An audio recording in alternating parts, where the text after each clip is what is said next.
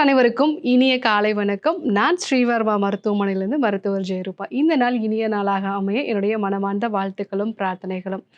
அறிவும் ஆரோக்கியம் நிகழ்ச்சியில தொடர்ந்து ஆரோக்கியம் குறித்த நிறைய தகவல்களை நம்ம தெரிஞ்சுக்கிட்டு இருக்கோம். அந்த வகையில இன்னைக்கு நாட்பட்டு இருக்கக்கூடிய செரிமான கோளாறுகள், இந்த செரிமான கோளாறுகளுக்கு காரணமான ஆமம், வயிற்றில் உண்டாகக்கூடிய மந்தம், இந்த ஆமத்தை போக்கக்கூடிய ஒரு கஷாயம் எப்படி செய்யுது அப்படிங்கிறத நம்ம பார்க்க இருக்கிறோம். ஸோ தொடர்ந்து செரிமான கோளாறுகள் நாட்பட எனக்கு அல்சர் சம்பந்தமான பிரச்சனைகள் இருக்குது, செரிமான கோளாறுகள் இருக்குது, பசி சரியாக எடுக்க மாட்டேங்குது, நான் சாப்பிடக்கூடிய உணவுப் பொருட்கள் சரியாகவே செரிமானம் ஆகாமல் மலத்தோடு வெளியேறதை பார்க்குறேன், அடிக்கடி வயிற்றில் ஒரு அசௌகரியம் உண்டாகுது, கொஞ்சமாக நான் காரம் சேர்த்துக்கிட்டாலும் கூட எனக்கு வயிற்றில் ஒரு அசௌகரியம் உண்டாகுது, இந்த மாதிரி நாட்பட எனக்கு பிரச்சனை இருக்குன்னு சொல்லக்கூடிய நபர்களை நம்ம பார்க்குறோம். அதுவும் எனக்கு அல்சர் 10 வருஷமாக இருக்குது, 20 வருஷமாக இருக்குது அப்படின்னு சொல்லக்கூடிய நபர்களை பார்க்குறோம். ஸோ அல்சர் அப்படிங்கிறது நம்ம தோலில் எப்படி ஒரு புண்ணு உண்டாகுதோ அதே மாதிரி நம்ம வயிற்று பகுதியில் இருக்கக்கூடிய ஒரு புண்ணு தான் நமக்கு அல்சர்னு சொல்லலாம். ஆனால் இந்த அல்சர் அப்படிங்கிறது நம்ம சிகிச்சை எடுத்துக்கும் பொழுது அது குறைய ஆரம்பிக்கும்.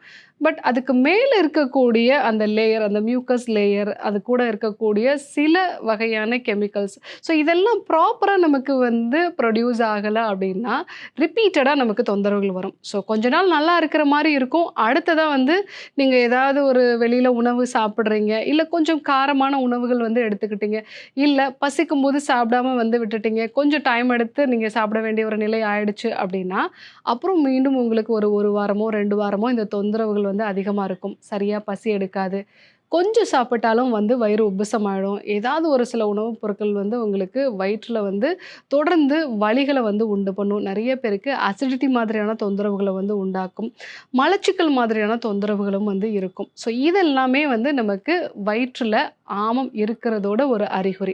இந்த மாதிரி ஒரு மந்த நிலை இருக்குது அப்படின்னா நமக்கு நாட்பட அல்சர் இருக்கும். ஸோ அந்த மாதிரி சமயங்களில் நம்ம அல்சரை சரி செய்யக்கூடிய மருந்துகள் மட்டும் எடுத்துட்டு அதை அப்படியே விடும் பொழுது நமக்கு தொடர்ந்து இந்த மந்தத்தன்மை இருக்கிறதுனால மீண்டும் மீண்டும் தொந்தரவுகள் வர ஆரம்பிக்கும். ஸோ அதனால் இந்த செரிமான கோளாறுகளுக்கு ஆரம்பக்கட்ட காரணமாக இருக்கக்கூடிய இந்த ஆமம், மந்தம், இதை நம்ம சரி செஞ்சோம் அப்படின்னா நமக்கு மீண்டும் நார்மலான ஒரு நிலைக்கு வர முடியும். ஸோ அதற்கு நமக்கு நல்ல பசியை தூண்டக்கூடிய மருந்துகள், மூலிகைகள் நம்ம எடுத்துக்கணும்.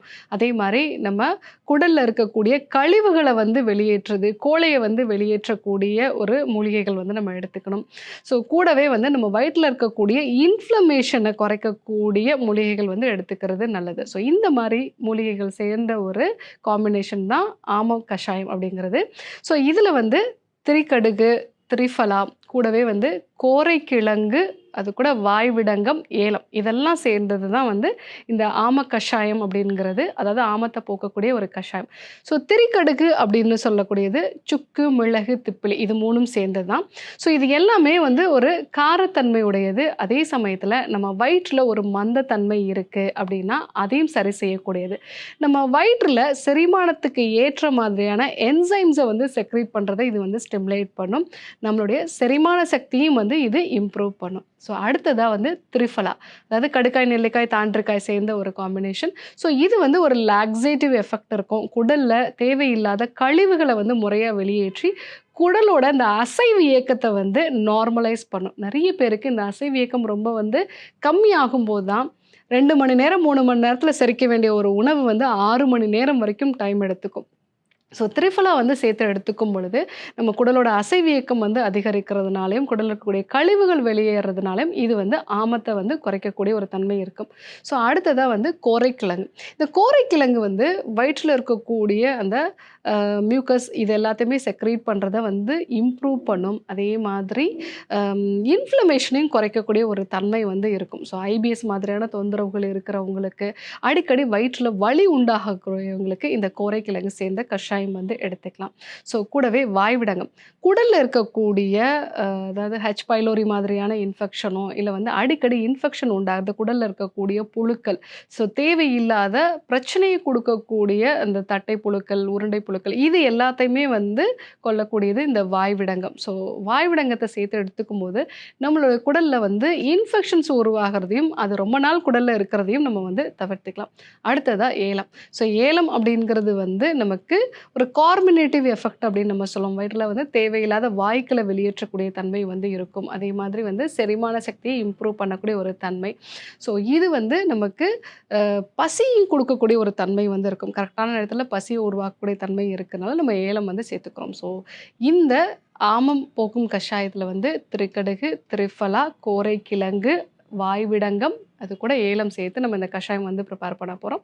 ஸோ இப்போ இந்த கஷாயம் எப்படி ப்ரிப்பேர் பண்ணுறதுன்னு நம்ம பார்க்கலாம். வருடக்கணக்காக செரிமான கோளாறு இருக்குன்னு சொல்லக்கூடியவங்க, அதற்கு நிறைய நான் சிகிச்சைகள் எடுத்துக்கிட்டும் எனக்கு சரியாகலைன்னு சொல்லக்கூடிய நபர்களாக இருந்தீங்க அப்படின்னா, ஸோ இந்த செரிமான கோளாறுகளை வந்து நிரந்தரமாக சரி செய்கிறதுக்கு நம்ம வயிற்றில் இருக்கக்கூடிய ஆமத்தை வந்து குறைக்கணும். ஸோ அந்த ஆமத்தை குறைக்கக்கூடிய கஷாயம் எப்படி தயாரிக்குன்னு நம்ம பார்க்கலாம். ஸோ அதுக்கு தேவையான இன்க்ரீடியன்ஸ் என்னங்கிறத நம்ம பார்த்துலாம். முதல்ல திரிகடுகு சூர்ணம், அதாவது சுக்கு, மிளகு, திப்பிலி 3 சேர்ந்தது. திரிஃபலா சூர்ணம், அதாவது கடுக்காய், நெல்லிக்காய், தாண்டிக்காய் சேர்ந்தது. இது கூட வந்து கோரைக்கிழங்கு, வாய்விடங்கம், ஏலக்காய். ஸோ இது எல்லாத்தையும் சேர்த்து நம்ம வந்து சூர்ணமாக்கி வச்சுருக்கோம். ஸோ இப்போ வந்து ஒரு 200 ml தண்ணியை வந்து நம்ம பாயில் பண்ணுறோம். ஸோ இதில் வந்து ஒரு 5 கிராம் அளவுக்கு இந்த சூர்ணத்தை வந்து நம்ம மிக்ஸ் பண்ணிக்கலாம். இந்த சூர்ணம் வந்து நல்ல ஒரு ஏலக்காய் வாசனையோடு வந்து இருக்கும். இந்த கஷாயம் வந்து இப்போ நல்லா கொதிச்சு ஒரு 50 ml அளவுக்கு நம்ம வந்து சுண்ட வச்சுருக்கோம். ஸோ இதை வந்து இப்போ நம்ம வடிகட்டிக்கலாம்.